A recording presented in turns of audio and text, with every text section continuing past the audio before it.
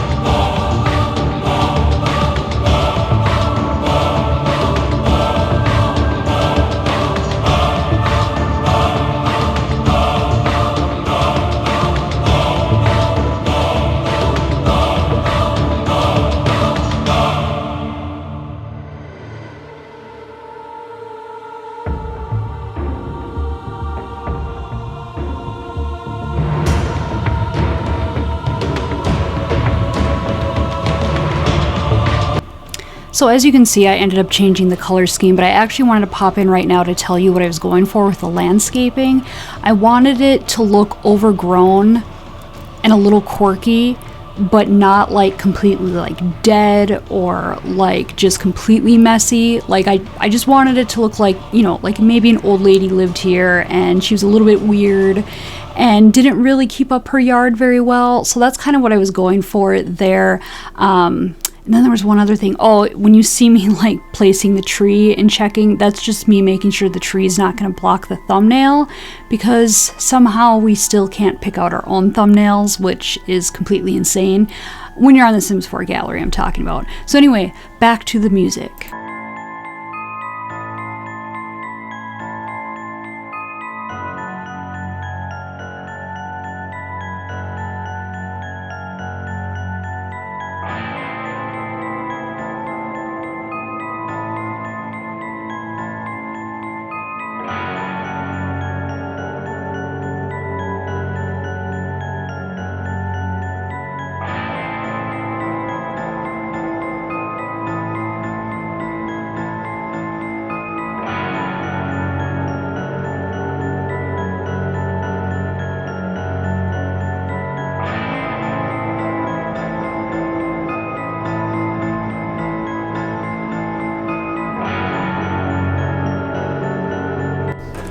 Okay, one more thing. So one of my pet peeves is when I'm watching speed builds, I can't stand when people don't put lighting in there, and because they're in there with the camera and you can't see because it's dark, so I always put a bunch of those little saucer lights. Well, it must be because it's a haunted house residential, the lights would not turn on.